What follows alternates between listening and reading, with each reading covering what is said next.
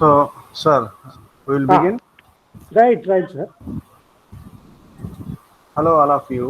Welcome to the afternoon session. Now we are having with us Professor Vedaparayana.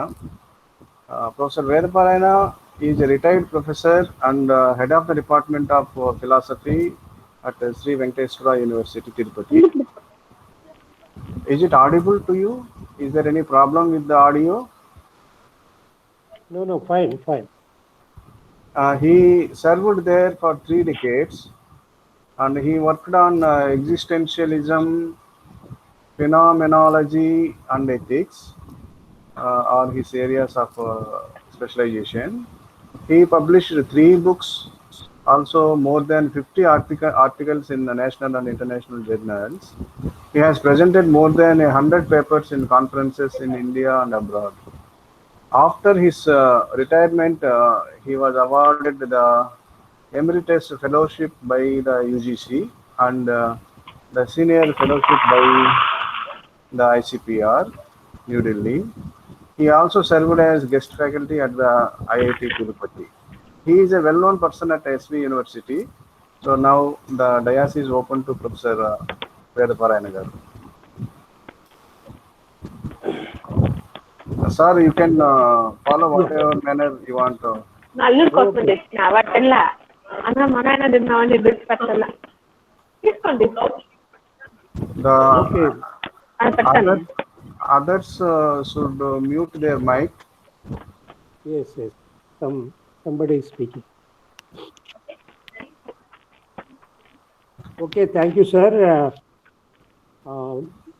Professor Viswanathan garu for a nice introduction. Good afternoon to all of you, all the participants.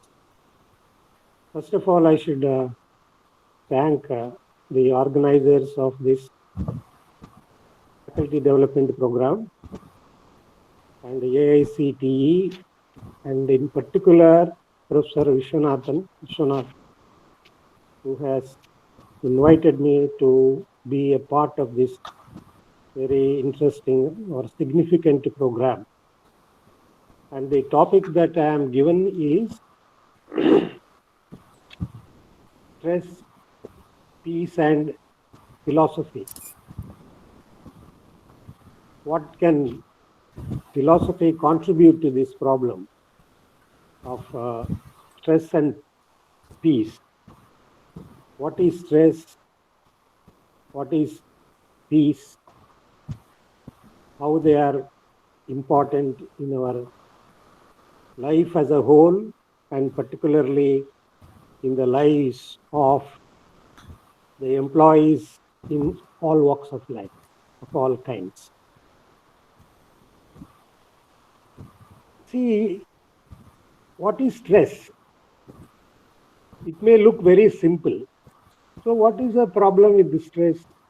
Okay, we work hard, we become stressful, and then take rest and get over it, and again next tomorrow we will undergo the same kind of exercise. So why should we take it as a problem? Stress. Why people are very concerned about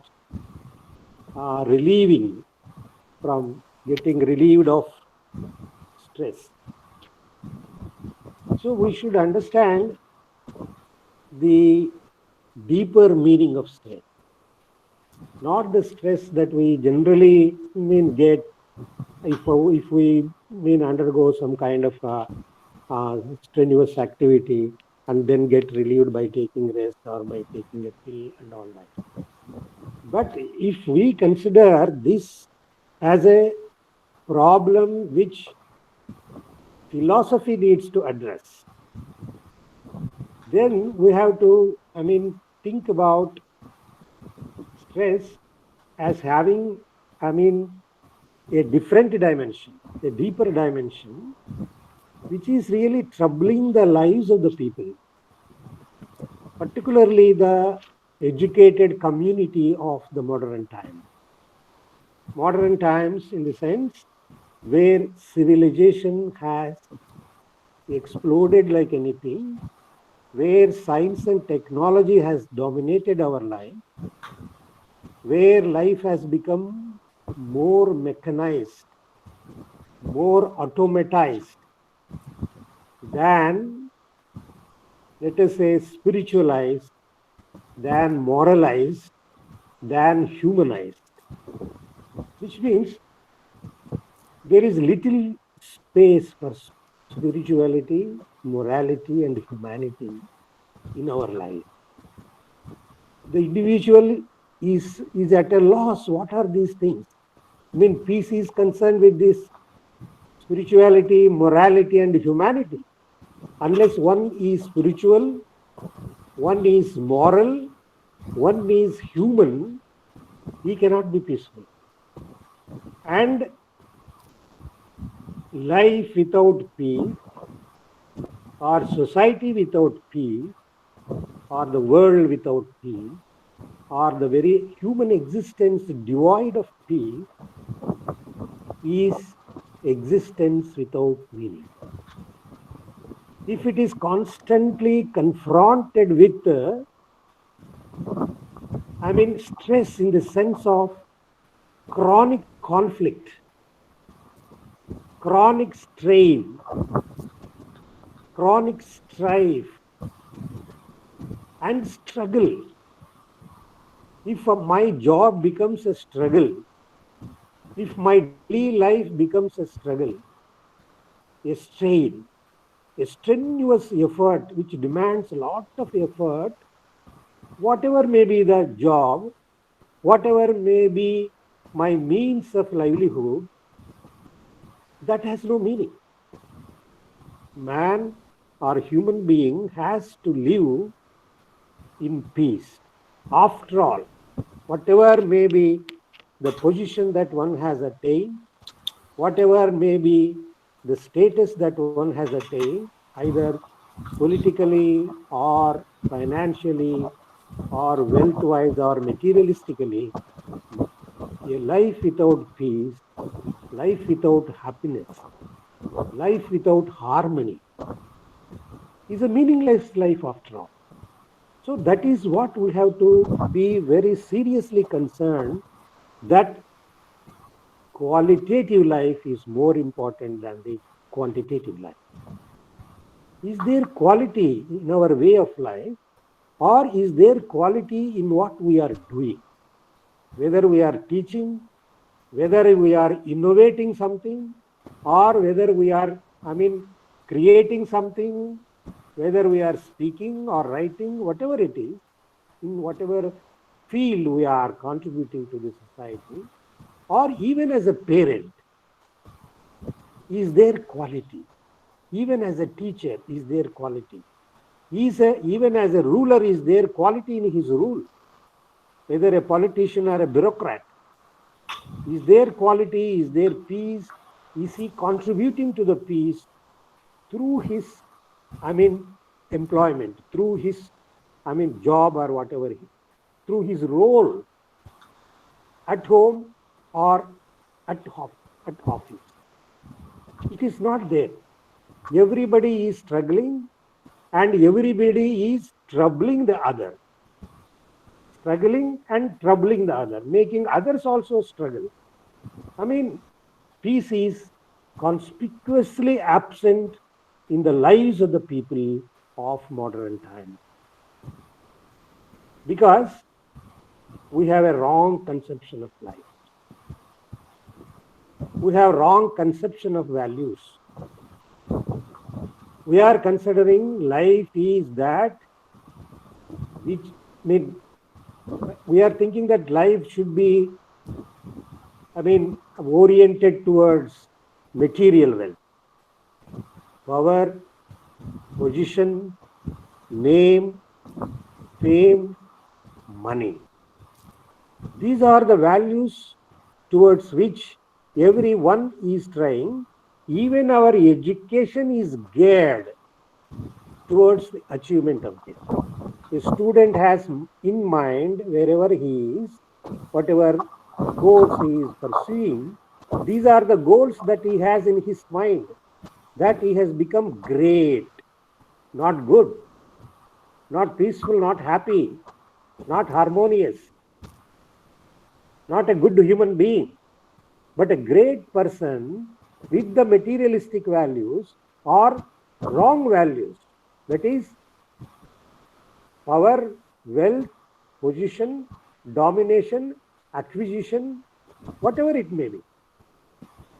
So that is the goal towards which we are trying. If we want to go for a particular job, we see whether it is, mostly educated people, not uneducated, or people who are not going to schools and colleges or universities, they are not thinking in terms of these values. They just do the work that is available for the day and they are living their life. Whereas today, the educated people aims are entirely different, which means their goals are wrong goals.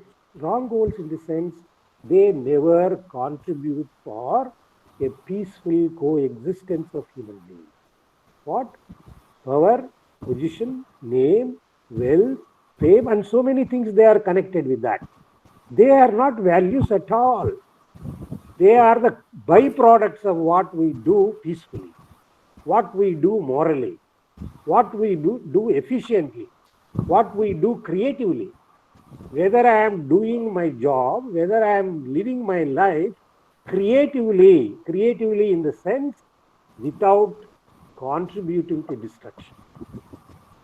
Without contributing to destruction means only looking for the quantity. See, quantitative progress is not a progress. Today, the world has progressed. Leave alone India, whether India has progressed or some state has progressed or not, or some individual has progressed or not. Besides this, the world has progressed definitely because of education, because of science and technological innovations or whatever it is, science and technological research, development. Yes, but is it the real progress? Is this progress not an illusion? Is this progress causing problems of stress, strain, and also many other things related to all the negative effects that we have in our lives, which means the quality is decreasing, maybe quantity is increasing, and quantity, how long you can develop in terms of quantity. Where does quantity come from? Quantity comes from nature.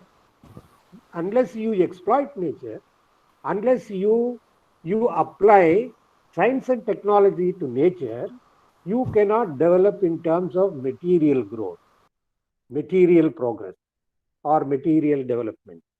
But that may be necessary, but that should not be the sole aim and sole goal of human existence. What should be the goal of human existence? To live as human beings. Who is a human being?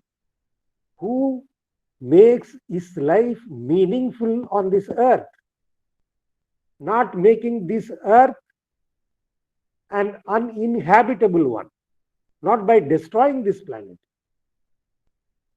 not by causing stress to the planet itself. We are making this planet uninhabitable and trying to go to other planets. What is the use with the same kind of stressful and conflicting, strainful, strenuous mind, very disturbed mind, a mind in confusion, mind in conflict, unending conflict, which means this is because of a very self-centered way of life. Whoever is living a self-centered life, he is bound to be stressful. You may ask, how is it that one live without a self-centered life? No. Anything done without self-centered, without concentrating entirely on yourself, taking you as the goal, taking others as the means to your end, That is the worst thing that human being can do. Because by living that way, you are not only causing stress to yourself, you are causing stress to others.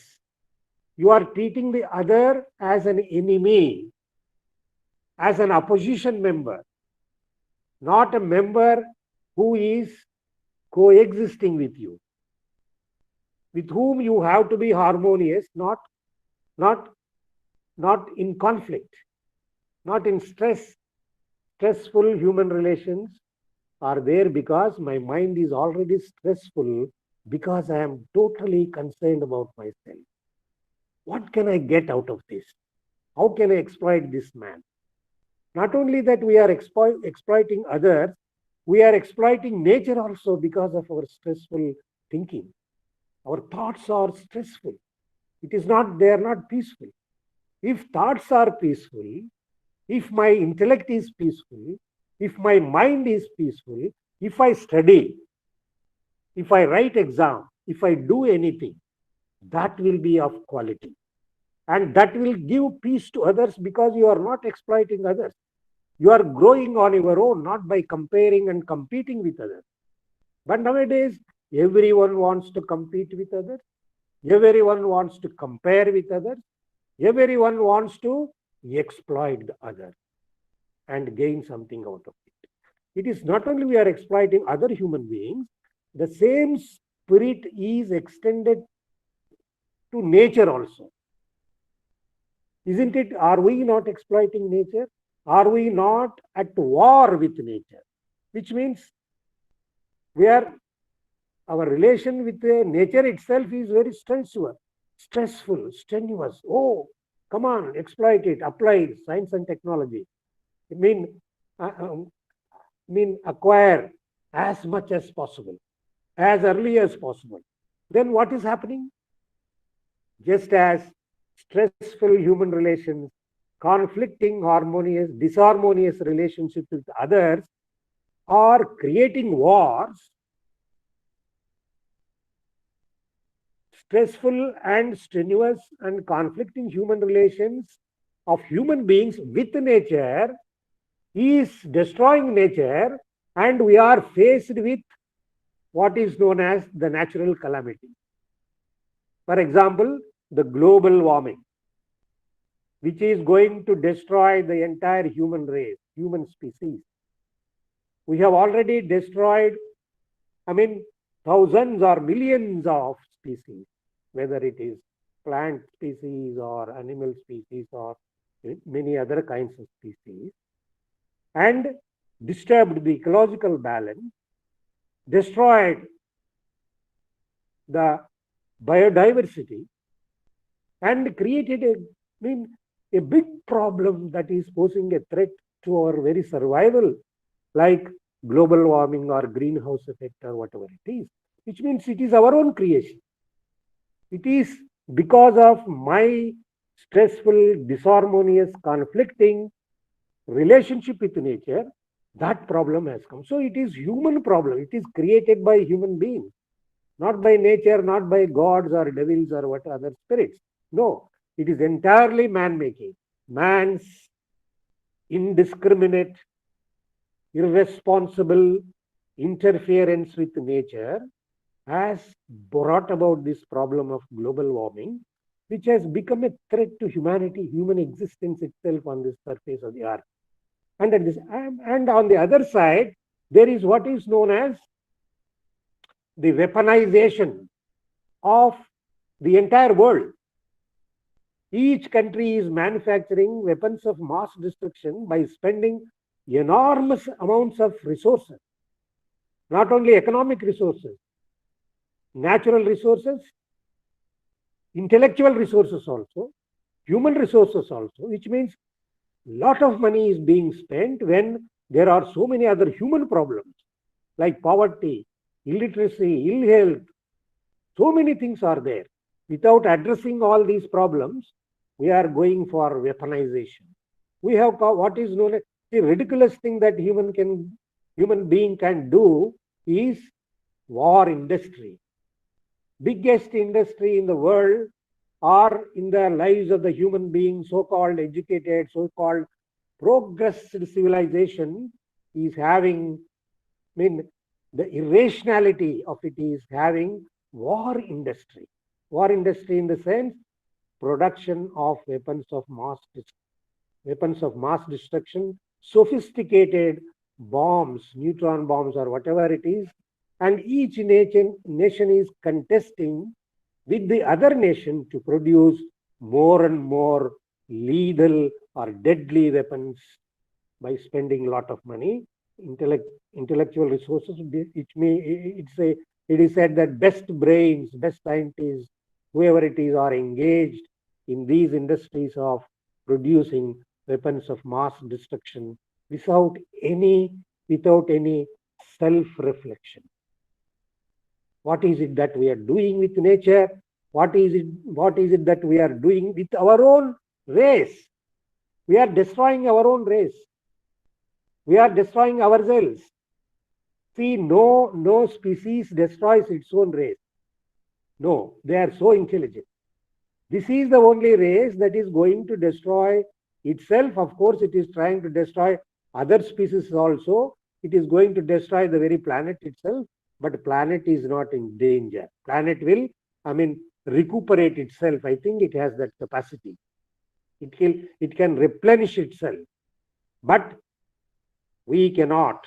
If we destroy, I think there are bombs all over the planet which can destroy this planet several thousand times. So this is this. But what is it that we are going to do with these weapons tomorrow, if not going to throw on each other because of stressful human relations, because of strife in human relations, because of conflict in human relations? There is nowhere peace. Every nation is trying to exploit other nations. No friendly nation in the true sense of the term nowadays all over the globe, just as no true friend, no true friendship anywhere in this. Life without quality, without peace and harmony. So there are so many other things. That other thing is wrong type of education, which means education is always thinking of making man great, not good, producing good human beings and good technocrats or good bureaucrats or whatever it is, or good aristocrats even. First, he must be a good human being. The stress has to be that, because human being has the capacity to be peaceful, not stressful. Another thing that we have to take into consideration is we are giving a lot of importance to thinking, to thought, to intellect. And human mind is not confined to intellect. Human mind is not confined to thought. Intellect and thought is a very, very limited part of the human mind, human brain. Human brain or mind has a creative capacity which goes beyond thought and intellect. Creative in the sense he can do anything, creative work, and also be creative in his way of life. Be creative in his way of life means be good. Being good is creative in daily living, not in my profession alone. I may be very good in my profession technically, but I may be a very bad doctor personally. Unless somebody gives a lot of money, that the money that I demand, I will not treat the patient. It is the situation now. Everything has been commercialized by human beings. Education, which should be free of cost for creating a good human being and good technocrats or whatever, good efficient employees in all fields of life. Now this has been commercialized because we are studying only for money, only for in terms of commerce, not in terms of morality and spirituality. So mind or human being should not be confined to the intellect of the mind. Go beyond intellect. show the students that you are not intellect alone. You are intuition. You are insight. You are intelligence, not the intelligence that we translate in terms of intellect. No. Intellectual intelligence is not intelligence in the true sense. Real intelligence, I mean, intelligence which surpasses the intellectual intelligence, is necessary for a peaceful coexistence, peaceful way of life, who will not do anything destructive. See, all the innovations and discoveries that are taking place in the field of science and technology is the products of intellect. Intellectual science means there are intellectuals in science, there are intellectuals in humanities also. We also use more intellect and write this and that theories, and then we don't want to be good human beings. That is why education has to take place entirely different turn. It should be for self-knowledge, not for the knowledge of the world alone. If I have the knowledge of nature, invent the natural laws, apply them and exploit nature.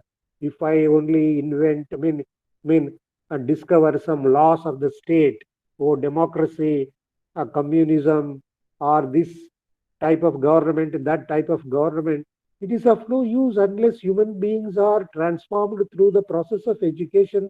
You make good human beings, these things become secondary. How can be a person democratic unless he is made to be good first of all? Even democracy demands a good human being. Not just following democratic principles is not enough. That is why democracy, okay, equality of everybody, even the minorities have to be given good preference in a majoritarian society and all that. But how can anybody give, importance to the downtrodden, to the minority, to the weaker sections, unless there is compassion in the human being, which has to come through the process of education by studying philosophies, by studying moral values, by studying ethics, by studying humanity. Humanity is in the sense of arts, exposing human beings to arts, all type of arts. Whether it is writing, whether it is dance, drama, music, all these things, plus the deep philosophies are there. Great philosophies are there, particularly in India. India has been the continent which has produced excellent philosophers in terms of saints and sages. And their sayings are valuable even today. They are of eternal value. As long as human beings are not human beings in the spiritual sense, these teachings of the sages, great Indian, saints, have a value, great value. Unless people are educated in terms of the teachings of these sages and saints, definitely human beings cannot be, different. They destroy themselves.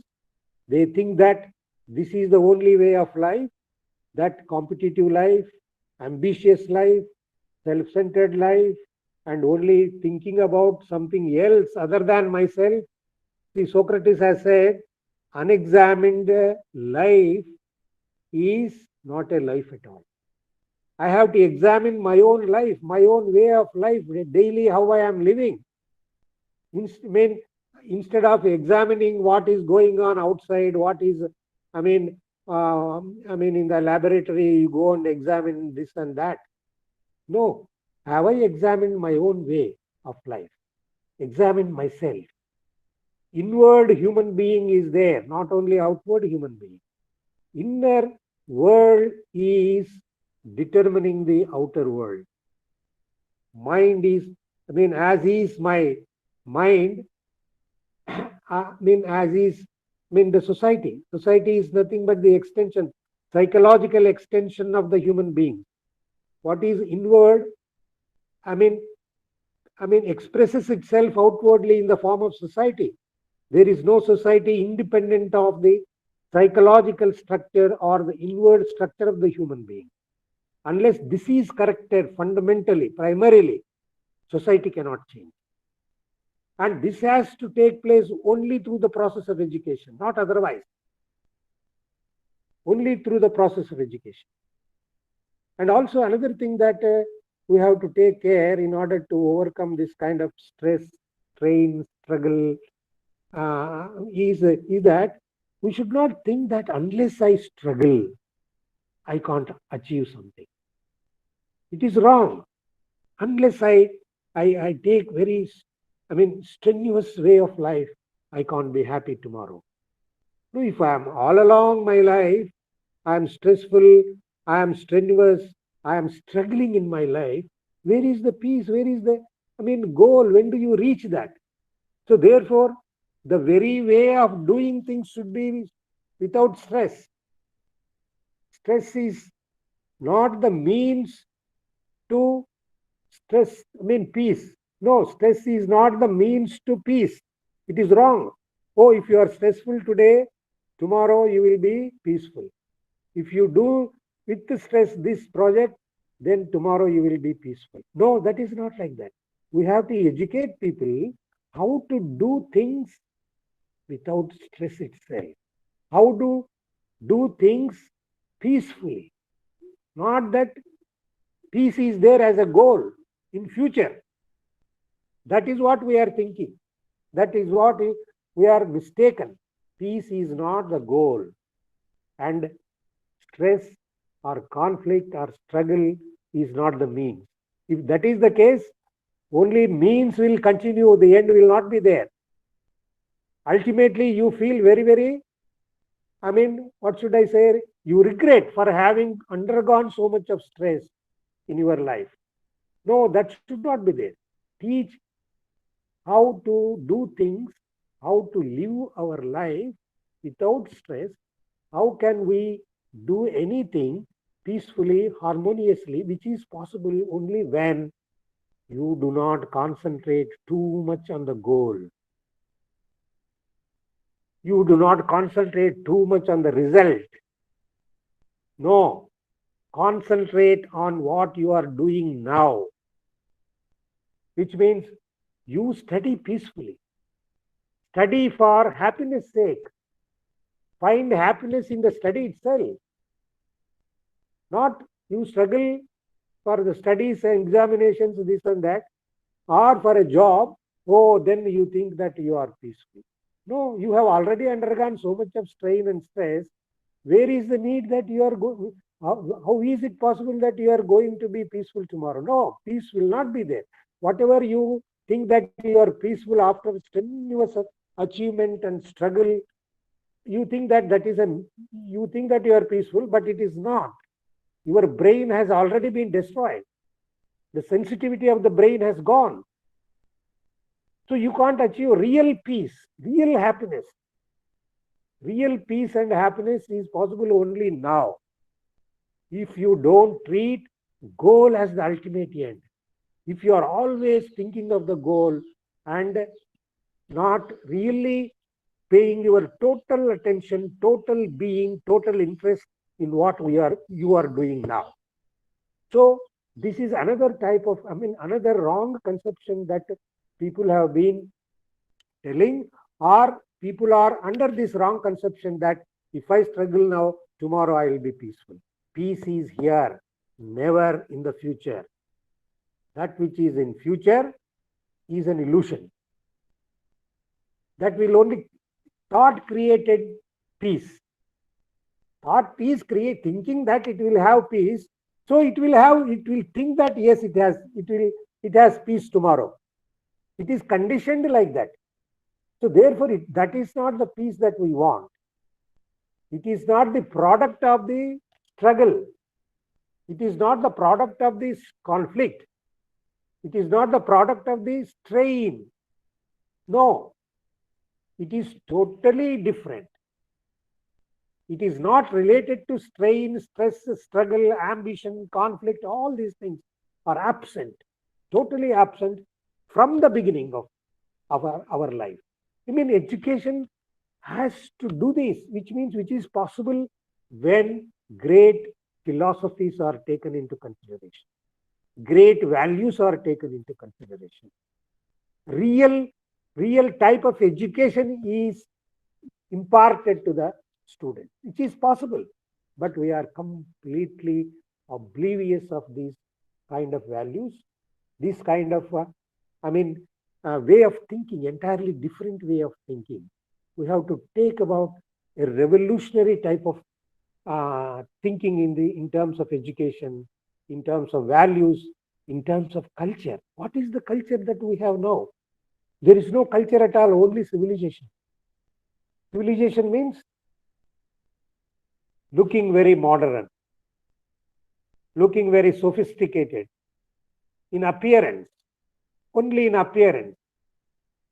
A city, modern city with all types of, so-called great things or very sophisticated things of products of science and technological development to show that we have a big city, a great country. But it is full of problems. There is poverty, there is exploitation, there is deception, there is criminalization, there is commercialization, there is communalization. Everything is there in that city. No humanity in the city, no morals in the city, no values in the city. Then what is the use? But that is a civilized city, not a cultured one. Cultured means, what is culture? What is civilization? Civilization is having a very sophisticated appearance, a very latest appearance, a very developed appearance, but culture is a way of living, not appearing. How you are living, how you are behaving, what is your character, what is your conduct? Conduct determines character. Everyday conduct becomes a character, which means everyday conduct means everyday behaving, having good habits, that becomes your character, permanent character. But now we rarely find any human being who is good, who is cultured in the sense of being good, having, the wealth of morals, not the wealth of, cars, bungalows, not the wealth of, gold, not all that. No. They are of no use at all. They have a minimum place, not the entire place. Nobody can live for, money, for gold, for bungalows, for all these things. You cannot live for them. They are for our existence. You cannot live for their, sake. They are there for our sake. Use the products of science and technology as the means of our living. But we are made the means of their authority. Human beings have become, the instruments of wealth. Well, we are in the hands of wealth. Wealth is controlling us. Power is controlling us. Name and fame is controlling our activities, our mind, our life. No. A real human being, a good human being, a cultured human being, a spiritual human being controls all these things, controls material wealth. Yes, this is the wealth that I should have for a good, happy life. Happy in the sense for physiological happiness and comfort and health. But happiness is not confined to physiological, biological requirements. No. If I have some money, I eat good food, I have good shelter and clothing. So therefore I am comfortable, I am happy. But happiness is not limited to that. I may create unhappiness because of my mind is wrong. My mind is stressful, highly self-centered, highly ambitious, highly competitive, highly commercial, highly criminal, highly corrupt. If my mind is like that, who will prevent it? I may be having good job and good business and all that. I have money, no doubt. But who is going to save my mind from all these kinds of, qualities or, habits which are making me consumeristic, criminalizing, communalizing, corrupt, and commercializing. I commercialize everything. Even water, I commercialize. There are people who have become billionaires by selling water, by selling education, by selling health, making them, commercial. And these people enter into criminalization also. If somebody competes them, yes, he will eliminate them. So that is not enough. Material wealth, whatever it may be, material instruments have to be in the control of the human being. Human being should not become under the control of these things. Therefore, there are, two kinds of values that we have to be very clear. What are the two kinds of values that education has to inculcate in the student? They are instrumental values and intrinsic values. Instrumental values means they are values for a specific purpose. If that specific purpose is served, that particular thing has no value. Take, for example, money itself. Money, does it have an intrinsic value or it has only an instrumental value? Money has only an instrumental value. Gold has only an instrumental value. Wealth, material wealth has instrumental value. Instrumental value in the sense, it can buy something in the market if that product is for money. If something is available free, money is not necessary there. It cannot have any value. If water is available in plenty, good water, potable water, there is no need for money to have water. Money is useless. If health is there, no, I don't need money. I am perfectly all right. If clothing, okay, sufficiently available, maybe free of cost also, we can create such a society, definitely. House, yes, good house is there. Free of cost, it is available, everything. Natural products are available free, yes, we do.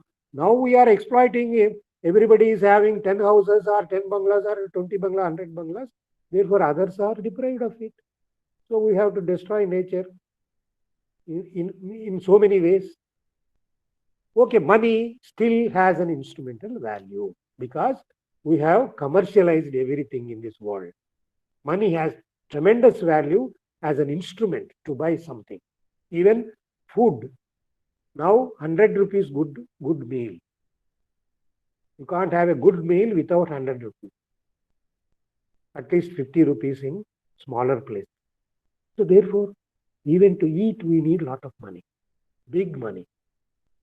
So money has an instrumental value. Let us say there is no water available anywhere on this planet.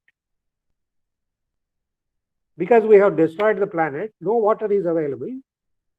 Can a rich man think of buying a bottle of water by spending, 1 billion rupees? It is not there. Water is not there. Food is not there. So he can't buy. He will also die. He can't drink water, money. He can't eat gold if there is no proper food available in the market. So he will be like a poor man, he will die. Which means it is only an instrumental value. Unless the product that it can buy is available, it has no value at all. But water, food have an intrinsic value. Without that, we will die.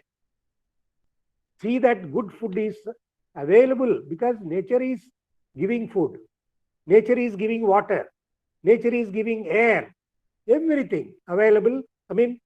Useful for our healthy life. Panchabhutas. Nature is Panchabhuta. It is composed of Panchabhuta. Fire, air, water. Food, matter. So many 5 elements are there. Light. Without light, you can't survive. Like that, they have the intrinsic value. Life in any form has an intrinsic value. Therefore, one should not kill anything. One should not kill anything, destroy anything. One should not destroy even a plant, any tree, unnecessarily. Unnecessarily in the sense, for your own extravagant life.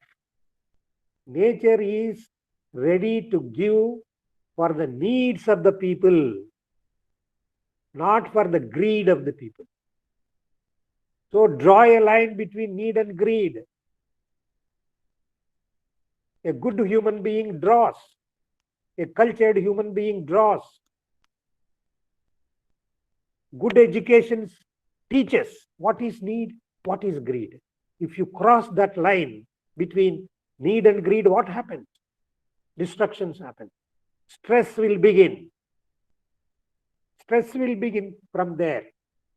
And with the stress, every other bad quality will creep in.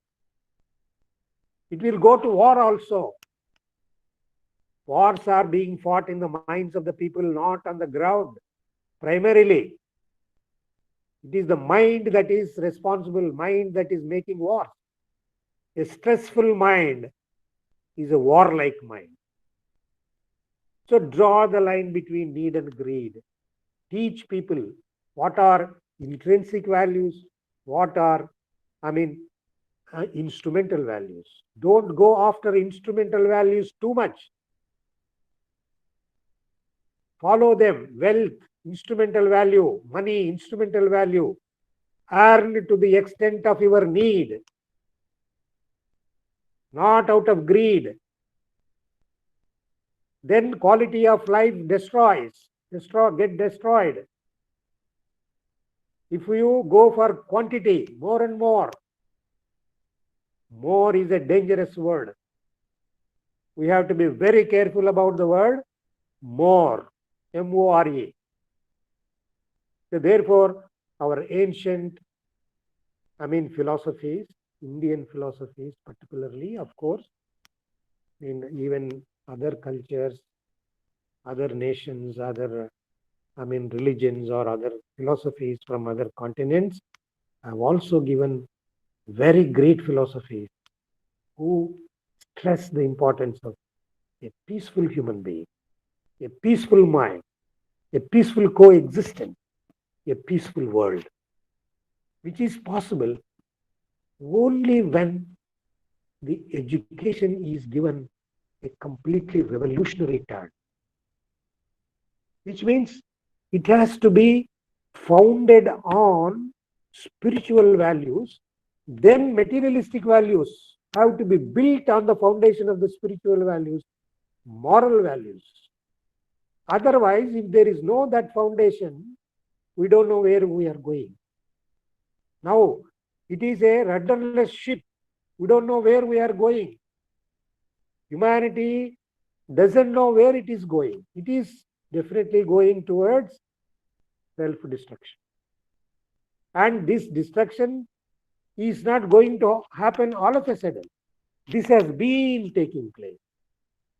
You are getting destroyed in various ways.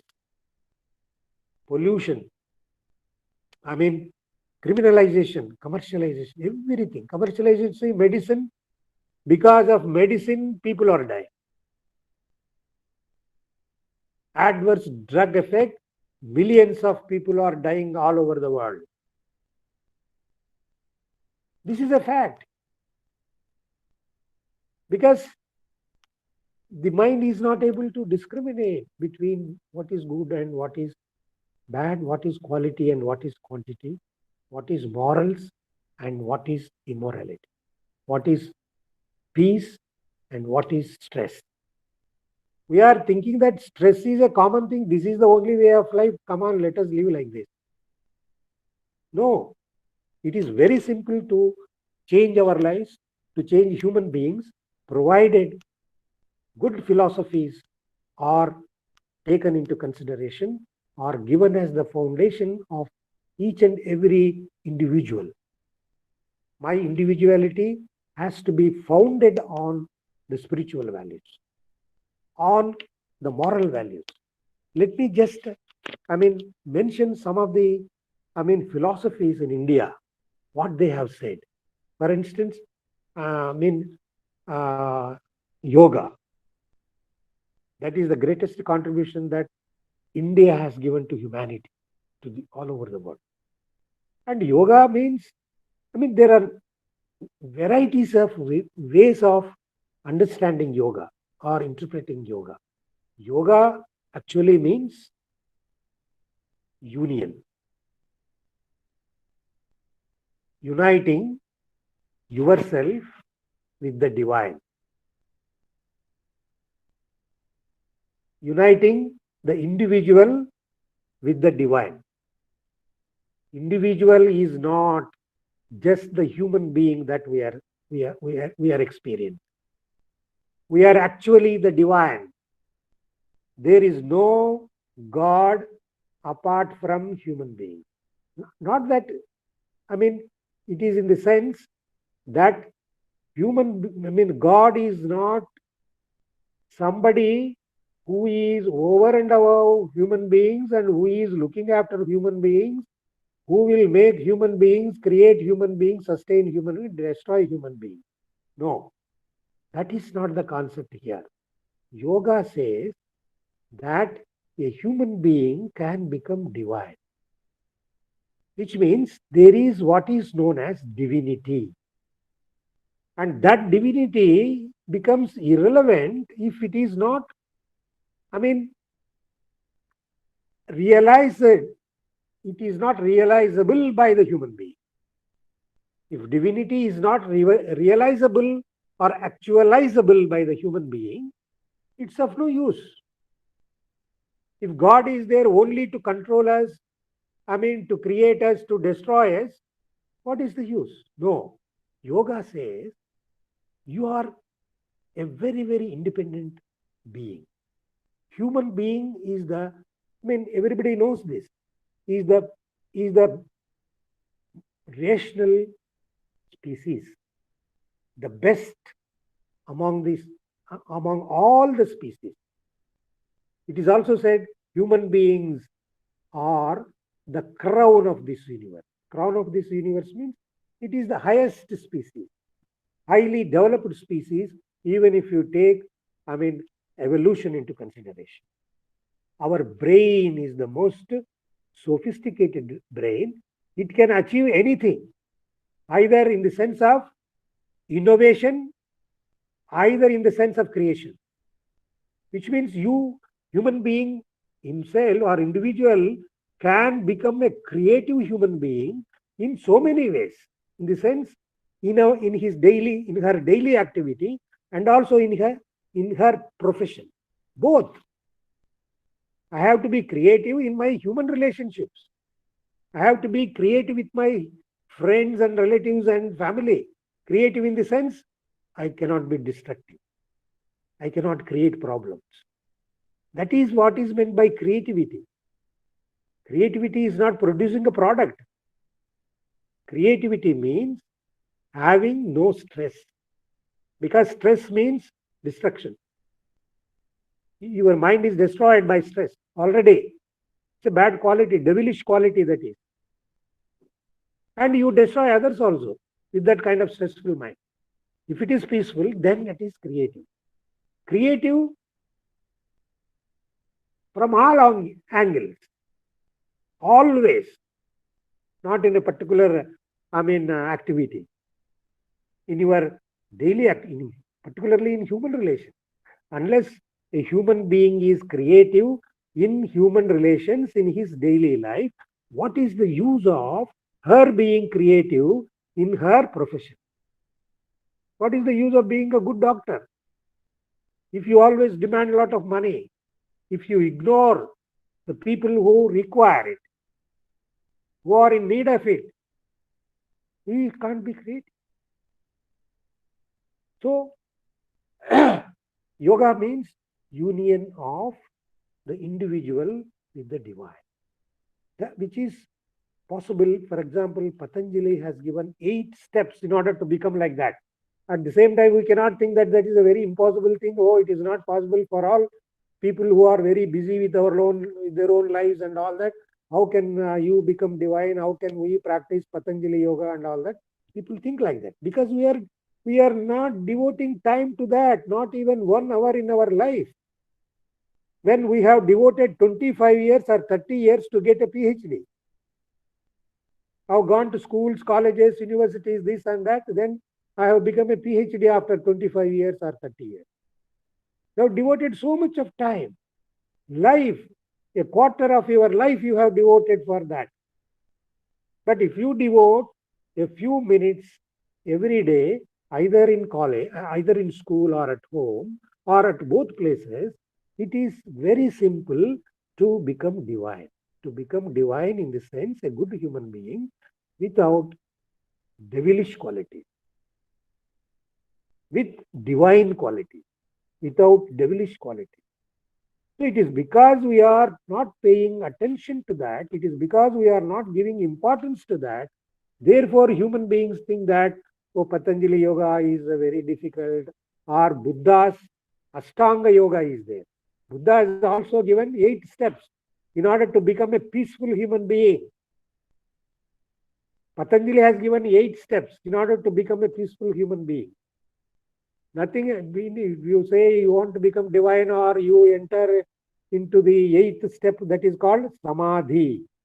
Samadhi means a mind which is absolutely peaceful. Not Samadhi in the sense, not who we go after death. It is not physically going into the tomb. Should not take that into consideration. Samadhi means psychologically, practically going into the state of peace, undisturbed peace, absolute peace, not peace by just, going outside or going for a picnic and all that, you get that kind of peace. No, that is not the peace, that is outward peace. If there is no noise outside, you feel peaceful if you go into the forest. But you have to create peace from within. Peace will never come from without. It will not come from outside. When mind is still disturbed, so many things are there in the mind, that self-centeredness is making you to struggle. Your thoughts are always running like that. One after that. Your thoughts are not at peace. Your thoughts are at, unrest. Total, unending unrest. Continuous unrest. Your thoughts. So you don't know what is peace.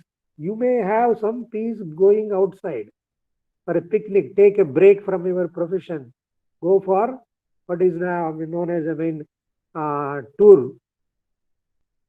No, that is of no use. You have to find the peace that is there within. It is there here, not outside. You can't go in search of it. You will only spend money and end up again, you come into the same kind of atmosphere. Internal atmosphere, it is there.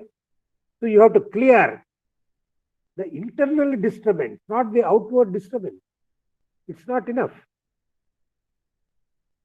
So therefore, what does he say? He gives 8 steps. I don't know whether I have time. I will try to. So the 8 steps are Yama, Niyama. Yama means there are five, things that you should not do.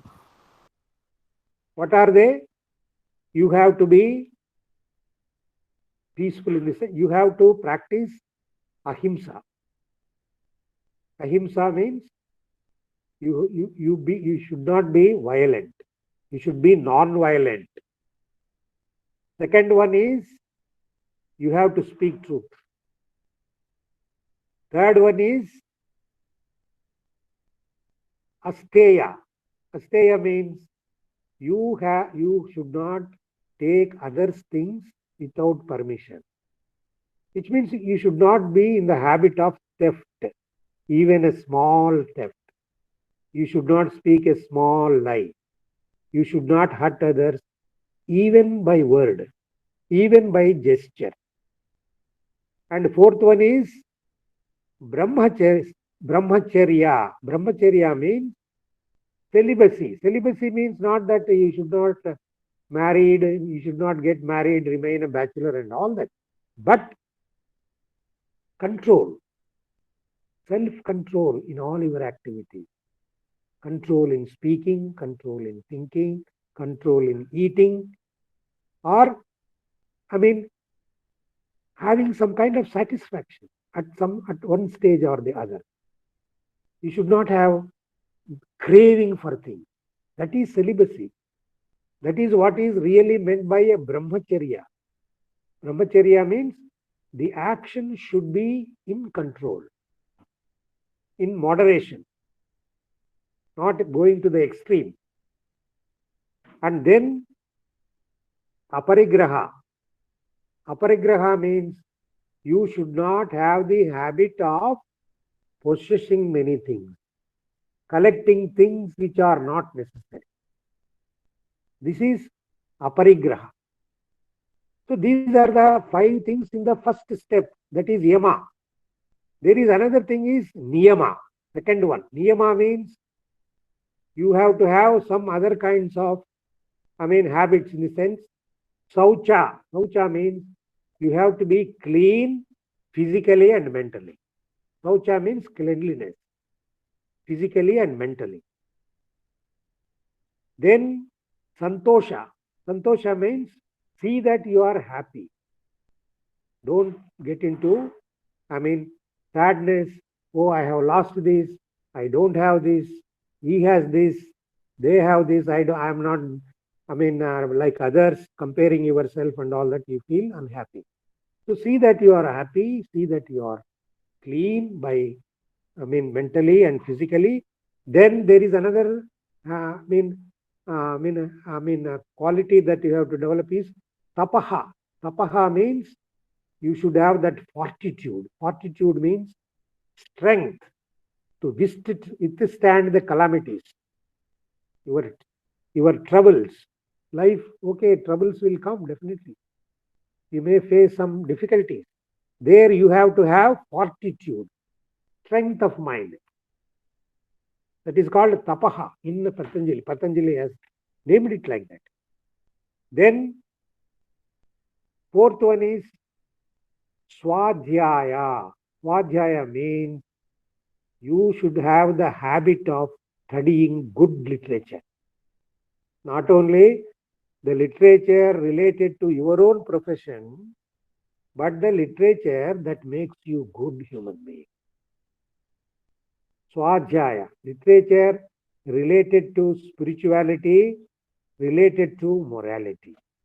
If we don't read that, if we don't hear related to those, talks of what is spirituality, what is morality, what is divinity, what are good qualities, what are bad qualities, what is character. If we don't know that, we don't study about that. See, in those days, when we were students in the schools and all that, There was a moral instruction class for 2 hours every week. At least it was there. Their teachers used to tell us stories about spirituality and morality, what is good, what is bad, all these things. Now, completely forgotten. So therefore, that is Swadhyaya. You have to have the habit of studying for yourself, not depending on others. Then, Ishvara Pranidhana. That is, you should have the belief that there is some spirit, some God. Don't think that everything is matter. Entire thing is only material world, there is nothing else. Science and technology may say like that. Yes, everything is matter. Air is matter, water is matter, fire is matter, space is matter, and many, other 5 elements are matter. Where is the spirit? Where is God? Everything is matter. And God cannot be matter, just material being. First of all, we have to ask ourselves whether I am just a material being, whether I am just a material body. Is there something more than that? This question itself will give an answer that no, I am not the body. I am something more. I can control my body. I know that I have a body, which means I am different from my body. I can be either good or bad, either rational or irrational. So that itself shows that this entire universe is not just a material product. It's not a matter, mass of matter. There is something behind it or underlying it, definitely. So therefore, belief in the spirit, or you may say God, some supernatural element. So these are the things that Patanjali has said, and apart from that, he says there is what is known as the 3rd step, asana. 4th step, pranayama.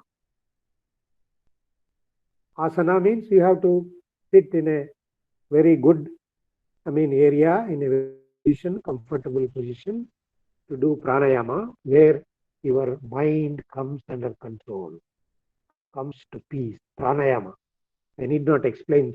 Many people may know what is pranayama. Inhaling, exhaling, retention, all these things. And there are varieties of ways where we can get a training from, good experts. Or even we can do on our own, very simple, that is. That will relieve you of stress.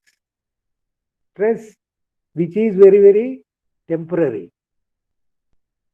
If you have to reach a state where there is harmony in you or peace in you, you have to go further. So pranayama, then another step is pratyahara. Pratyahara means you have to, disassociate your senses with the outer world. Not that you should just cut off yourself, but we are always relating our sense organs, 5 sense organs, with the outer world. We are projecting them always outward. Oh, I want to see this. I want to hear that. I want to touch that. I want to smell that. I want to taste that. Always. Very, very greedy. Our sense organs have become very greedy, unnecessarily active, which means restless they are. Because of that only there is strain and stress. But once you understand that, yes, I should take my senses away, at least for some time, from the outer world. Withdraw my senses from the outer world, which means that is meditation. You are entering into meditation. Withdraw for some time, close your eyes, sit in a good asana, do some pranayama, then withdraw into yourself. Why do you expose yourself to everything unnecessarily and always, even without any need? So allot some time for it, some half an hour, where you withdraw yourself every day. Then you are entering into yourself, into a kind of meditation. means that is pratyahara. Then you enter into dharana. Dharana means then you focus your thought on some point of your body, somewhere or other, on your nose or on your, within yourself, somewhere in the middle of your chest. Concentrate your thought there. Let it not go, let it not wander here and there. That is stress. You are not able to concentrate. Vivekananda says, education is for the concentration of the mind, not for the constant distraction of the mind, not for constant disturbance of the mind. Education should be for the concentration of the mind. If you concentrate your mind on yourself, within, focus within, instead of focusing outside always and distracting. You look at this one, look at that one, that one, that one, that one. It is like a monkey. Mind is a monkey because sense organs are going helter and skelter. They are not within the control, within our control, within the control of the mind. They are disturbing the mind. So now, because you have withdrawn your senses, five senses, so the mind has become concentrated. It is focusing into itself. It is becoming aware of itself. I am becoming aware of myself. I want to know myself. Why there is so much of disturbance in my life? Why there are so many problems? Self-created problems, psychological problems, social problems also. Social relations also become problems. Because psychologically I have a problem of struggle, disturbance. I have no control over my speech. I have no control over my thought. I have no control over my action. I am speaking lies. I am hurting others. I am doing so many other, immoral activities. That is why there is disturbance. Once you withdraw your senses, then there is dharana.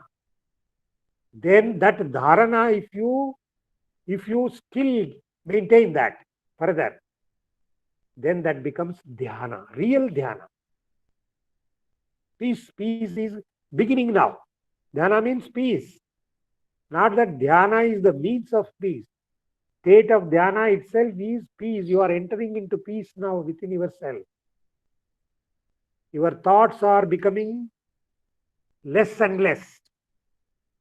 Thoughts created by your eyes, thoughts created by your ears, your nose, your tongue, your skin, all that are not there now. And mind is also not interested in thinking anymore. It is receding into itself. It is reposing into itself. So what is dhyana means? Chitta vritti nirodha. This is the definition that Patanjali has given. What is chitta vritti nirodha? Chitta vritti means the activity of the mind. Vritti means activity. Chitta means mind. Chitta vritti nirodha. That is ending, nirodha, stopping of the activity of the mind. Because thought is the problem. I said already, thought and intellect, we are using it like anything for many things which are unnecessarily. Thought has a limited place in life. Thought is not having all the place in life. But we are always thinking. For each and every problem we think. Technologically, we have to think and use intellect. Intellect is the sharpening of the thought. And then, innovate something and solve some problem. But for a human problem in the sense, I am angry. How to solve it?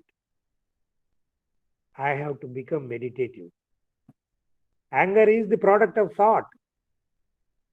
Thinking about somebody, comparing myself with somebody, therefore I am angry.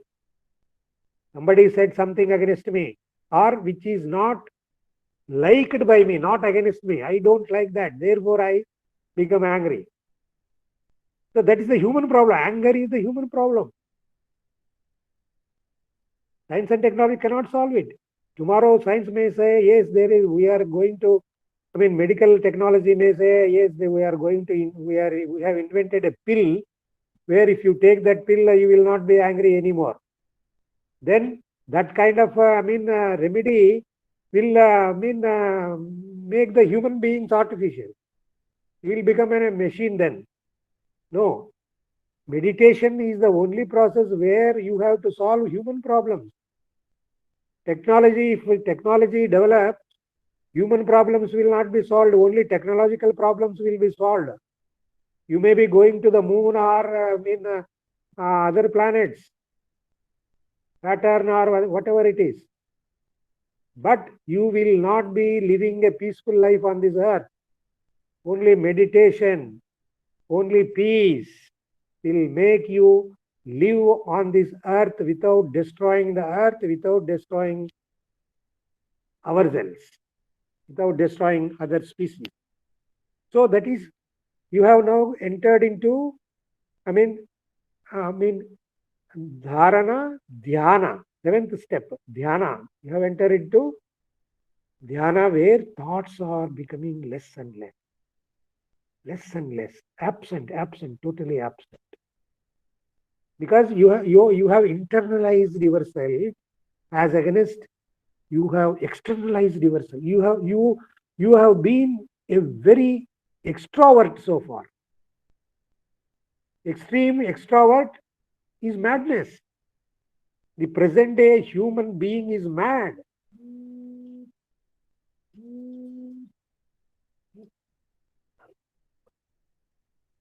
The present day human being has become mad because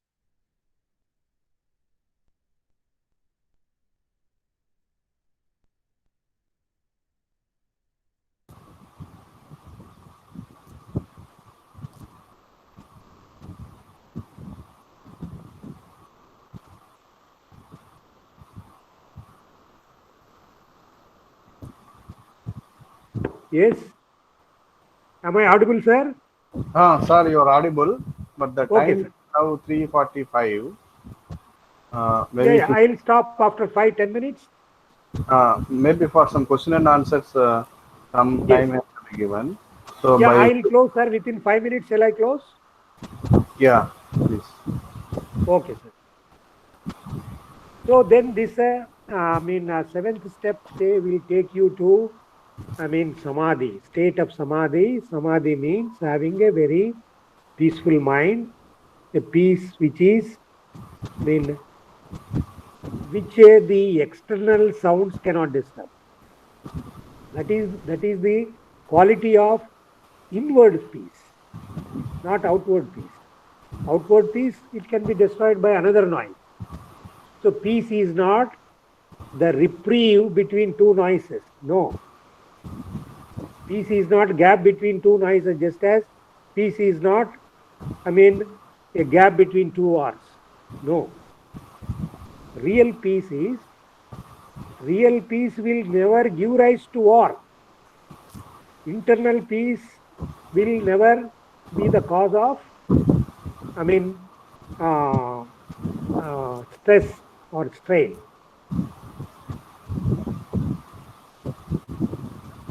Sir, current has gone, sir. Power has gone, sir. Vishwanath Garu. Sir, now maybe we can go. There is some backup is there. I think I can work with that, no? Yeah, you can work with the Okay. mobile phone. You are working, right? Yeah. Yes. Yeah. So, Sir, malli on cheyam, sir. sir, maybe now we can go for questions. Oh yes, sir. So thank you very much. I think I have taken a lot of time. Maybe very, I have rushed through. So let us have some time for discussion. People may be having questions. Welcome, sir. Sir, it's a wonderful talk on stress and our way of life nowadays. So now let me request the audience to raise their questions. Right. So audience now can ask questions on.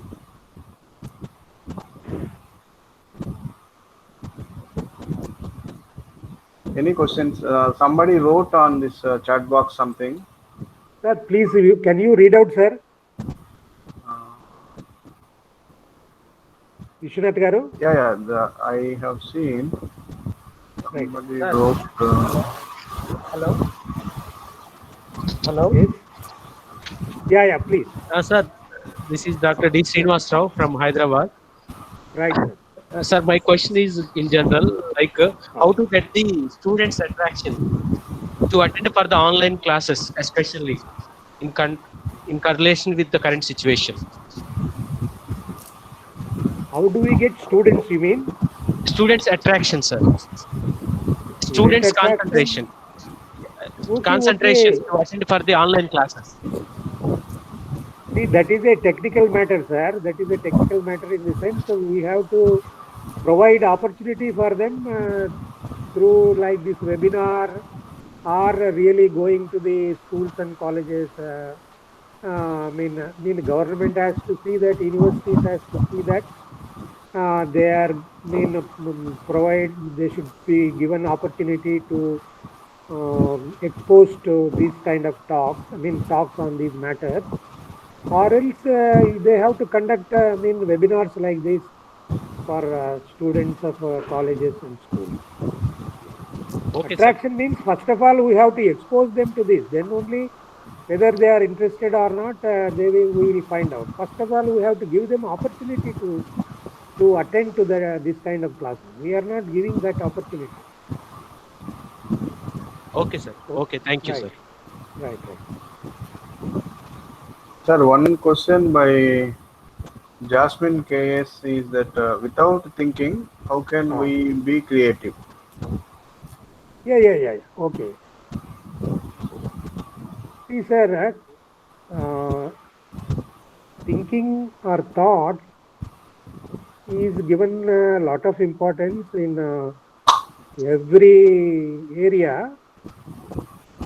But really, see, for example, if somebody writes a poem or invents something, a science and technology,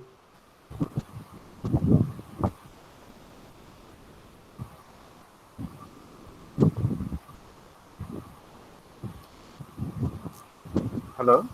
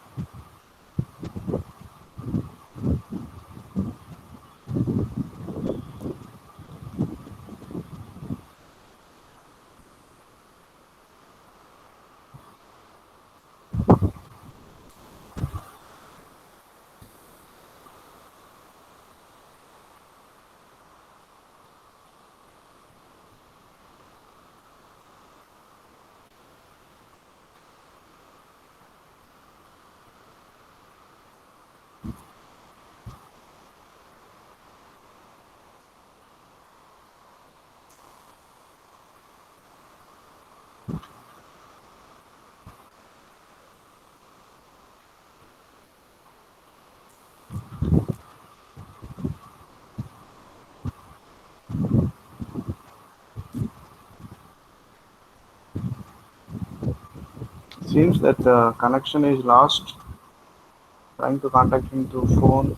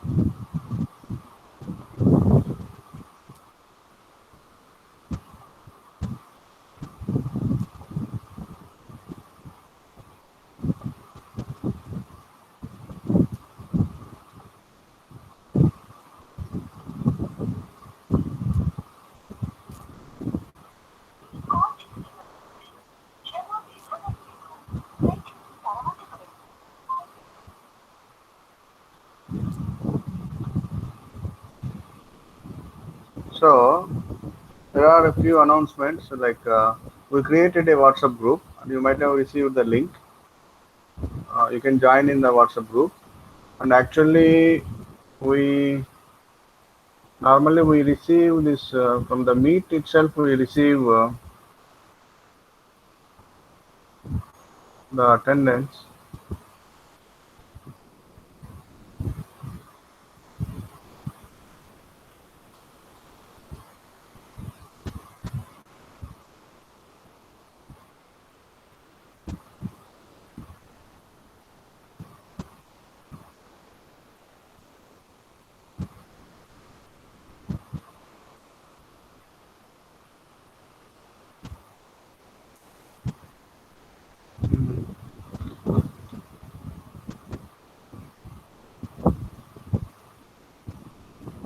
Otherwise, I think you can enter your name. I think some of you, or most of you, entered your names.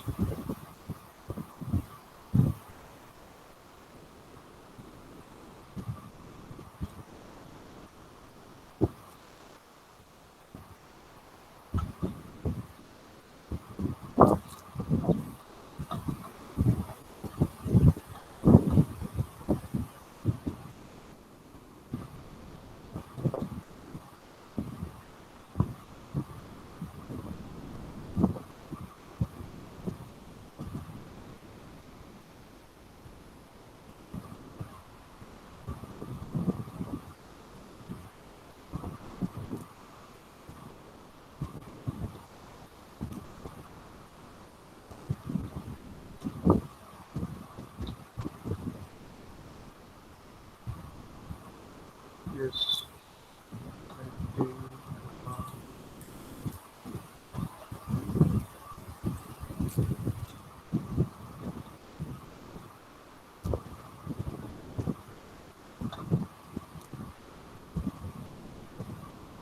Uh,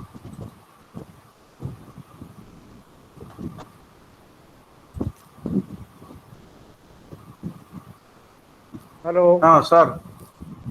hello hello ఇప్పుడే power వచ్చిందండి, అదేదో break అయింది. Uh, please. So, can I have one more yeah, question? I was you, telling about the creativity. yes. Sir, generally creativity is qualified with something very new. But some of the thinkers say that anything that thought can invent cannot be new, totally new. So therefore, for if you want to something real,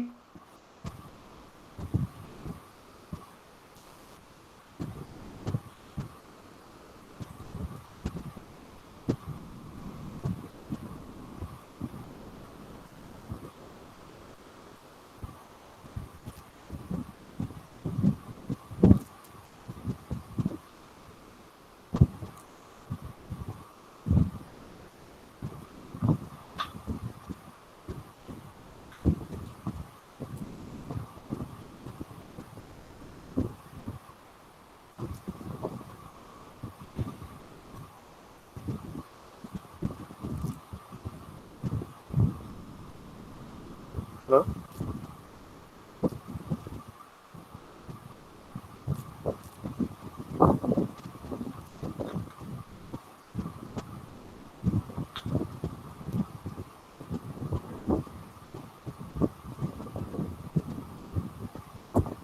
Sir.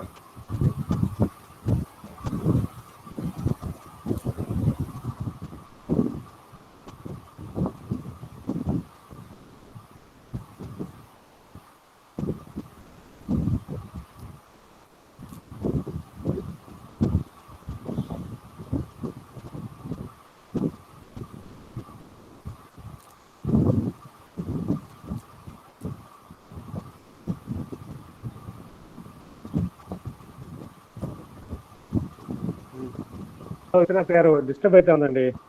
Uh, okay. Now I think you are reconnected. It seems through some other phone. Yes. Right. Sir, you are saying that thought cannot be new. Yeah. Thought cannot be creative because creativity has the quality of being new. So intuition has to, come into the place of thought or insight. Hello? Yeah, we are able to hear Yes, you. Yeah. yes. So this is what I want to distinguish between thought and insight, sir. Insight. Then any more questions there? Uh, if there are any more questions, please raise the questions. Because in education field, Sir. daily we are facing stress. Yeah. So I am saying stress is okay, very mild stress and all that. That may not be a problem, but stress has a deeper, repercussions where human being have to think about himself very deeply from spiritual and moral point of view or philosophical point of view. Actually, result-oriented education is there everywhere nowadays. Yeah, right. So that is one of the reasons for the stress. Stress, yes, that is what I said. Goal oriented or we are not finding happiness in the study itself. We want to, always focus on goals, not on the means. Means is as much important as the goal. But How nowadays to people deal? are Yes, no there is another question, sir. How to deal with anxiety? how to deal with anxiety issue, panic attacks if Yeah. they are due to job-related stress. Yeah. This is what I mean.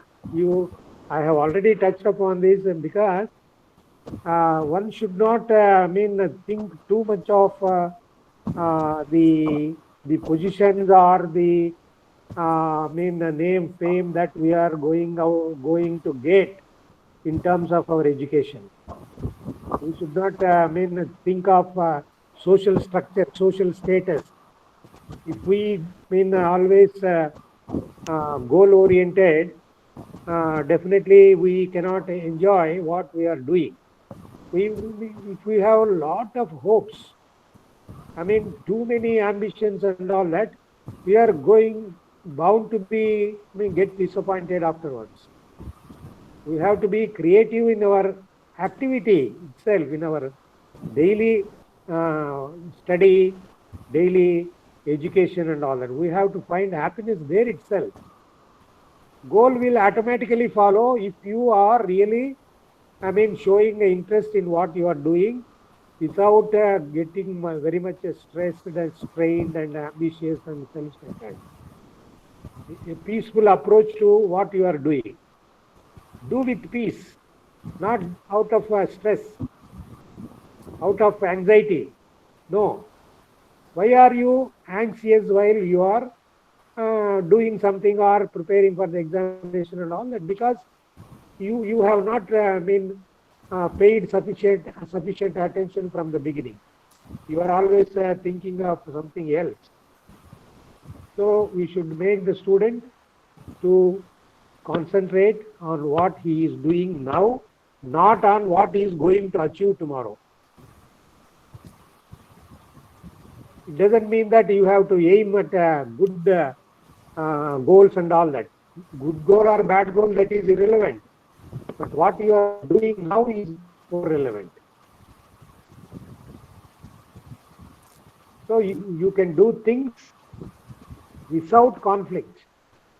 Do things without stress and anxiety. The question Anxiety means, yeah, please. he is asking the question job-related stress, job-related stress and anxiety issues, panic attacks. Yes, even that job-related anxiety means you have taken up a job which you are not able to grapple with. because in view of the emoluments or the things that you are going to get, so you are putting yourself under stress and strain because you want many other things out of this. So you have to judge yourself. Why you are burdening yourself so much? Why don't you lessen your burden? If your burden is causing you so much of anxiety and creating your mental and psychological problems, you have to reduce your stress. That is your choice. That is what is meant by, unless you are happy now, you can't be happy tomorrow. Peace and happiness is not for tomorrow, for today, here and now. You have to have that understanding. Why can't I be happy here and now? Which means one of the steps that Patanjali has said, you have to have that, contentment. To some extent, you have to see that, yes, let me be contented with this. Otherwise, it will go endless. You compare yourself endlessly. If you are able to grapple with it without anxiety and stress, okay, do it. Whatever it is, you have to estimate your own capacity, mental capacities or physical capacities, and don't necessarily subject yourselves to anxiety and strain. That is left to oneself. So contentment is one of the values that you have to take into consideration. Somewhere you have to be content. Development is not endless. It should have some end. Even the development that we are thinking, progress we are thinking, it can't be endless. If you want to go for endless development, endless progress, you have to destroy nature. Nature also doesn't permit endless progress of humanity. So individual also, you can't think of boundless progress. You have to put your limits on it. That is left to yourself. Okay? So, if I understand you correctly, what you are saying is, if somebody is trying to achieve something which is beyond his capacity, or beyond his strength, then naturally he will be anxious. Yes. And why do you subject yourself? But if you have any other means of overcoming it by following some methods of meditation and all that, try that also. Even if it goes beyond that, then you have to say, yes, that is not I don't go for it. I am contented with this. Sir, one question is saying that I should not have anxiety. I should not have job-related anxiety. Saying that I should be without anxiety. Right. Is itself anxiety creating, right? No. If is it true or false? You have to decide whether it is true that anxiety should not be there in life. Anxiety has no place in life. That is true, but now there is anxiety in me or in the person. Now the thing is that the person wants to be without anxiety.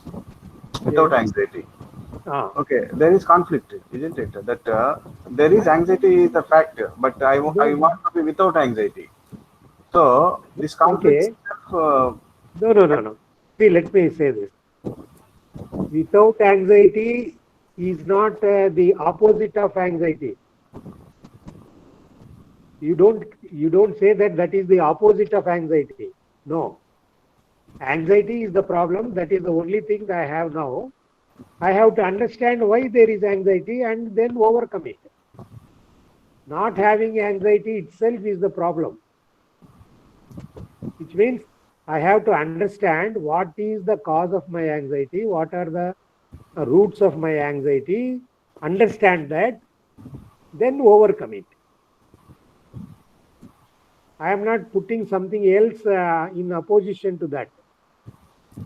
No two things are there. There is only anxiety, which I want to eliminate because it is causing, ill health to me, so many other things. I am not able to do things properly. Anxious way of doing things is not a proper way of doing things, isn't it? That you will not be doing very good work if you are terribly anxious. So any sensible man should will think of overcoming it. But if somebody is not thinking about it and taking care of it, he will continue like that and get into terrible problems tomorrow, which cannot be cured. He cannot, understand himself afterwards, become imbalanced or mad or something like that. If anxiety, stress becomes chronic, incurable also, that leads to terrible problems, mental problems, making a breakdown of the mind. So at the initial stage itself, I have to think what are the causes of anxiety, what is the origin, what is the factor that has caused this anxiety. So can I eliminate that factor causing anxiety or not? If I can eliminate, eliminate. Reduce your emoluments, reduce your workload. Yes, be peaceful. Don't go for too much of multitasking, this, that. You cut down some of the tasks that you have taken up. Yes, that's all. You have to forego if you want to be a peaceful human being, not go after materialistic achievement, money, or you may have a name also. Yes, I have done so many things at a time. I have achieved so much at a time within a short time. So that you want to have the recognition. You want to be identified or praised by people that you have achieved so many things within a short time. So time is also another factor you have to take into consideration. Anything that you have to execute in the practical sense needs time. But peace is timeless.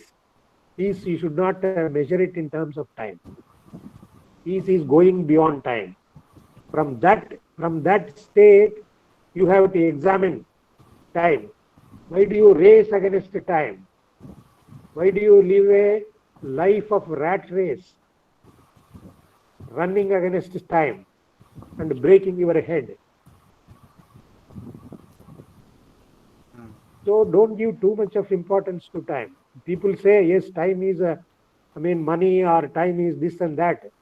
Okay, don't waste time, that's all. But don't think of overcoming time and, run against it. So sensible way of looking at things means there should be some contentment at some stage or the other. You can't be too ambitious. That is the thing. Then other question is how to have an education system which does not have result-oriented stress. Yeah, that's what I mean. See, sir, a student who has studied very well, understood the subject very well, okay, such a person, does he or does she require an examination? Okay, examination in the sense, not asking the person to write these things within 3 hours. There the problem arises. Or 2.5 hours, or 2 hours. That is the factor which is causing terrible strain and stress. That is the examination fear, examination strain and stress. So there is an entirely different way of testing a student whether he has understood or not. Let him write whenever he likes. Sir, nowadays teacher has stress that some colleges say that you should get 100% result. Yeah. That's what all students has to pass. Yes. They will give incentive if everybody pass in your subject. Then they will give some increment Yeah, sir. This is a wrong way of looking at education. We are not really giving quality education. We are going in terms of quantity. That is the situation now. Education has no quality. We have number of graduates, number of colleges, universities, but very few. I mean, you may be knowing very well who are employable, really employable. So they have to be re-educated. Educated have to be re-educated. Those students who are examined, they have to be examined again. So this is the ridiculous thing that is taking place.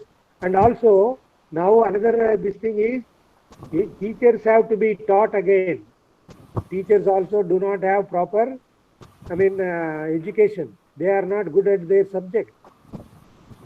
Very few are good teachers in the sense they are good at their subject. They have neither communication skills nor the expertise in the subject. Very few are there. Therefore, the teacher has to be taught, the educated has to be educated, the examined has to be examined again. This is the situation now. And that's why we are having number of competitive exams for any job, for whatever it is. There also there is a compromise. There also there is a compromise. So this is the situation everywhere. Because wrong values. We are giving importance to wrong values, not the real values. Real values of being, truth, beauty, goodness, honesty, all these things, efficiency, really wise, moral, all these things are forgotten, or these values are not at all being even mentioned anywhere. How to get a degree, how to get a job, by hook or crook. So that is the situation, you know very well. But there is no, there is no match between the degree and the knowledge that the person has. Degrees are namesake. Number of degrees I may have after my name, but I am not worth those degrees.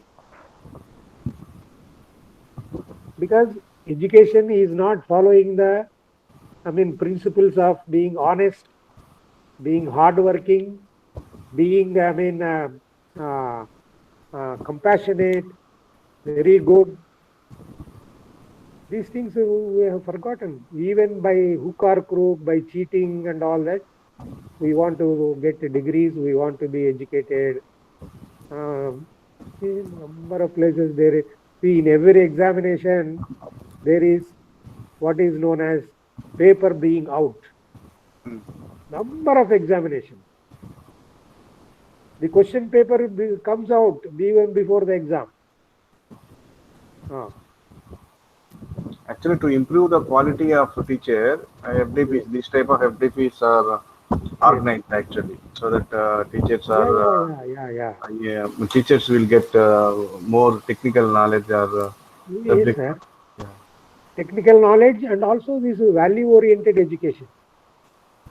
Not only degree, knowledge-oriented. Okay, knowledge-oriented education is important, no doubt. You have to give good knowledge to any student, whether it is history or philosophy or computer science or mechanical engineering, whatever it is. Good knowledge should be given, which means you should have a good teacher. An excellent teacher who is very efficient, very honest, and a hardworking teacher who can be very communicative also, not only just knowledge, who can write and speak very well, which is required, minimum requirement. So that kind of teachers have to be employed. Not only that employed, you have to produce that kind of teachers. Where are there to employ such teachers? There are nobody who is very good in his subject wise and also communication wise. There are no teachers like that because we have not produced. Universities and colleges, they have not produced such graduates or postgraduates or PhD doctorates. So therefore, we can't employ them. Therefore, it should be knowledge oriented. It should be value oriented. It is not only one. Mere value oriented also, that may be helpful for his daily living. But if I am not good at my subject, what is the use of my good being very good, very honest, and very straightforward? There is no use. In my life, that is useful in society. Or at my home, it is useful if I am very good, honest, compassionate, very loving, and very justice and all that. But if I am not good at my work, it's of no use. So education should be two-sided. It should be knowledge-oriented. It should be value-oriented. Now, value-oriented education is the problem. But now even knowledge-oriented education is also is not there. Formal education, it is not there. Spiritual education, it is not there. So education has become meaningless. Educated people have become problem to the society now, not uneducated people. Because educated people have no morals and have no ethics because they are not taught, and they are not good at their own profession because they are not taught even that profession properly. They are creating problems. They are cheating, they are speaking lies, they are making money by fair means or foul means. So only educated people are responsible for all the problems that are there in the society. Uneducated people are not that much problem. I mean, wrongly educated people. Uneducated people, so-called educated people are wrongly educated or not educated in the proper sense. Therefore, wherever they go, whether they become teachers or administrators or politicians or engineers or doctors, they are cheating the society. They are only making money by cheating others.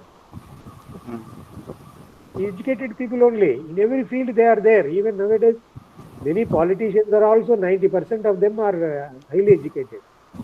Only 10% not educated now. Previously, there were many people uneducated in politics. And politics is the main field where human beings should be good and good administrators also. That is the thing. ఇంతకుముందు తెలుగులో if I want to say, విద్య లేనివాడు వింత పశువు అనేవాళ్ళు. ఇప్పుడు విద్యావంతుడే వింత పశువు అయిపోయినాడు అంటే ఈ behaving like an animal.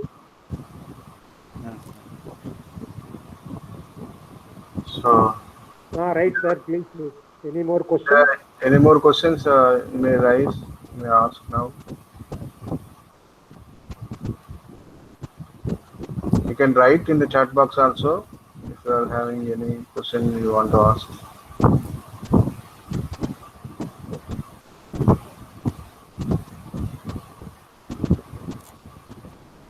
So, if there are no more questions, let me thank Professor Vedaparayana Garu for his devoting his time and giving his valuable wisdom for us in stress, peace, and philosophy topic. It's a wonderful lecture, sir, and it's very useful for us. Thank you very much. So, thank you, sir, for inviting me to this program. Thank you all. Thank you. Yes. Yeah. And a couple of announcements that we created a WhatsApp group, and Shabir Basha might have sent you the message. He is my student, so you can respond to that link. And for today, I am recording the attendance through the chat box only.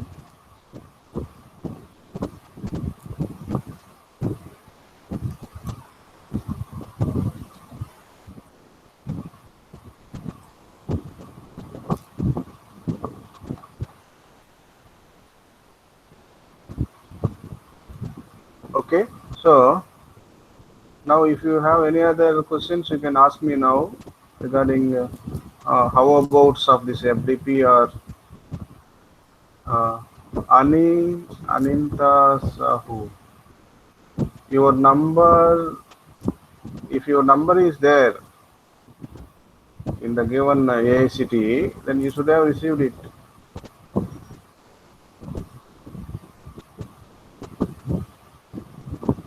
Hmm.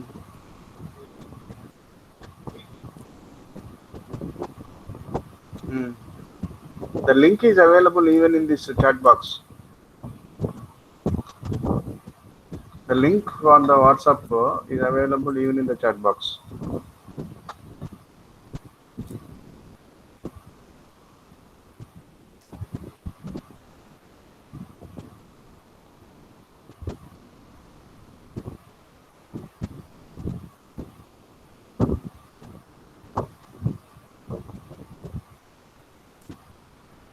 So have you sent that link? Yeah, this link is sent.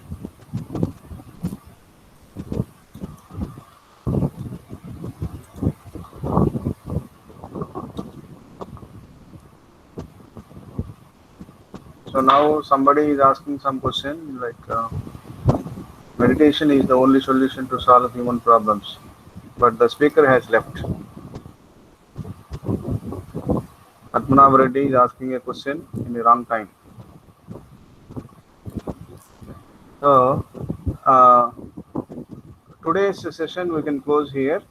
The link for videos will be emailed to you. So we'll meet tomorrow morning at 9:30 as per our schedule. If you are having any questions, you can ask me or you can send me an email also. Thank you very much.